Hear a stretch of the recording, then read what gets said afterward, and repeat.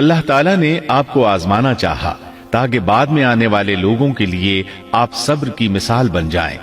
آخر صبر کا مرحلہ شروع ہو گیا، آپ کا سب مال و متاع ہلاک ہو گیا، یہاں تک کہ آپ فقیر ہو گئے۔ آپ کی زندگی ہی میں آپ کی ساری اولاد اللہ کو پیاری ہو گئی۔ کسی کا ایک بیٹا بھی فوت ہو جائے تو وہ کتنا غمگین ہوتا ہے، متاثر ہوتا ہے۔ سیدنا یعقوب علیہ السلام پر غم کس طرح طاری ہوا، یہاں تک کہ آپ کی آنکھوں کی بینائی تک جاتی رہی۔ مارے غم کے وہ گھل گئے تھے، جبکہ ان کا کوئی بیٹا فوت نہیں ہوا تھا، اور ادھر 7 بیٹے اور 7 بیٹیاں فوت ہو گئے۔ یہی نہیں، تمام مال مویشی ہلاک ہو گئے۔ معاملہ اس پر بھی ختم نہیں ہوا، آپ شدید مرض میں مبتلا ہو گئے۔ بیماری اس قدر شدید تھی کہ آپ چلنے پھرنے سے معذور ہو گئے، اٹھنے کی سکت نہ رہ گئی، یہاں تک کہ آپ کا گوشت گرنے لگا۔ آپ کی آزمائش انتہا کو پہنچ گئی۔ اب آپ کے ساتھی بھی آپ کا ساتھ چھوڑنے لگے۔ انہیں خوف محسوس ہوا کہ کہیں ان کی بیماری انہیں بھی نہ لگ جائے، کہیں یہ کوئی ایسی بیماری نہ ہو جو ایک سے دوسرے کو لگتی ہو۔ اس طرح سوائے 2 کے سب ساتھی آپ کا ساتھ چھوڑ گئے، کوئی آپ کے قریب نہ آتا تھا۔ جو 2 ساتھی ساتھ چھوڑ کر نہیں گئے تھے وہ بھی ذرا دور کھڑے ہو کر بات کرتے تھے۔ آپ کی خدمت کے لیے بس آپ کی بیوی رہ گئیں، وہ بہت وفادار بیوی تھی۔ یہ زوجہ محترمہ آپ کی خدمت کرتی، آپ کو کھلاتی پلاتی، آپ کو نہلاتی۔ پھر نوبت یہاں تک پہنچی کہ سارا ہی مال بالکل ختم ہو گیا۔ اب بیوی صاحبہ نے اجرت پر لوگوں کے گھروں میں کام کرنا شروع کیا تاکہ کچھ کما کر لائیں اور خاوند پر خرچ کر سکیں۔ یہ تھے اللہ کے نبی ایوب علیہ السلام، اتنی بڑی آزمائش میں پورے اترے۔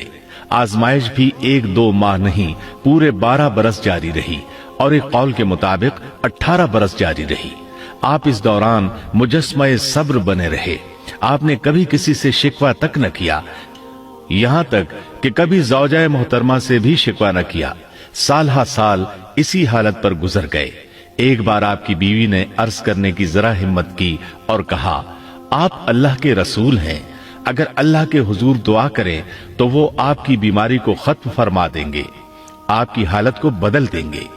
بیوی صاحبہ کے یہ کہنے کے باوجود آپ نے بیماری کے ختم ہونے کی دعا نہ کی، نہ یہ کہا یا اللہ مجھے رزق کی فراوانی عطا فرما، بس رضائے الہی پر راضی رہے، تقدیر الہی پر خوش رہے۔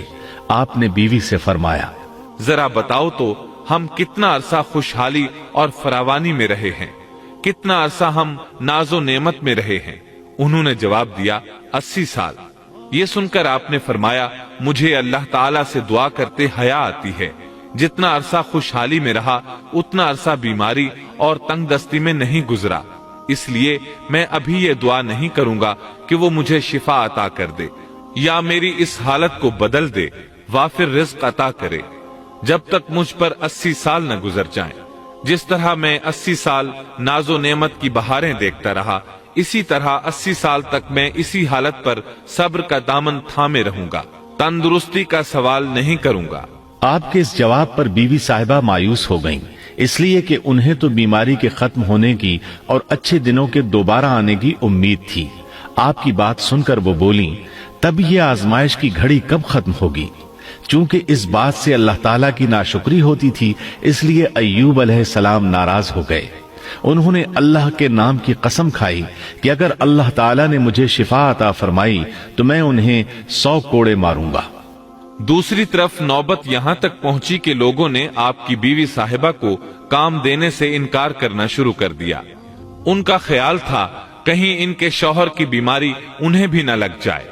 وہ سمجھتے تھے کہ ایوب علیہ السلام کی بیماری چھوت کی ہے، لہٰذا یہ بیماری ان کی بیوی کے واسطے سے انہیں بھی لگ سکتی ہے۔ جب معاملہ یہاں تک پہنچ گیا تب آپ نے ایک چھوٹی سی بات کہی، اس میں بھی کوئی واضح دعا نہیں تھی، جبکہ اس وقت سے بڑھ کر دعا کے لیے کون سا وقت ہو سکتا تھا؟ آپ کی اس بات کو اللہ تعالیٰ نے قرآن مجید میں بیان فرمایا ہے۔ سورہ انبیاء آیت 83 میں ہے، اور ایوب کی اس حالت کو یاد کرو جبکہ اس نے اپنے پروردگار کو پکارا کہ مجھے یہ بیماری لگ گئی ہے اور تو رحم کرنے والوں سے زیادہ رحم کرنے والا ہے۔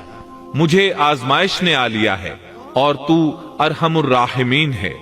مطلب یہ کہ آپ نے واضح الفاظ میں دعا نہیں فرمائی، یہ نہیں فرمایا الہی مجھے تندرستی عطا فرما، الہی مجھے رزق عطا فرما اور میری حالت ایسی ایسی ہو گئی ہے، تو رحیم و کریم ہے، بلکہ یوں کہا وَأَنْتَ أَرْحَمُ الرَّاحِمِينَ، عرض کیا میری نسبت میری حالت کو تو ہی بہتر جاننے والا ہے۔ اللہ تعالیٰ نے دوسری آیت میں آپ کی حالت کو اس طرح بیان کیا ہے۔ سورہ صاد آیت 41 میں اللہ تعالیٰ فرماتے ہیں اور ہمارے بندے ایوب کا بھی ذکر کر، جبکہ اس نے اپنے رب کو پکارا کہ مجھے شیطان نے رنج اور دکھ پہنچایا ہے۔ گویا آپ نے اس بیماری اور مصیبت کو اللہ تعالیٰ کی طرف منسوب نہیں فرمایا، بلکہ اللہ تعالیٰ کو اس سے مبرہ و پاک ٹھہرایا اور اسے شیطان کی طرف منسوب کیا۔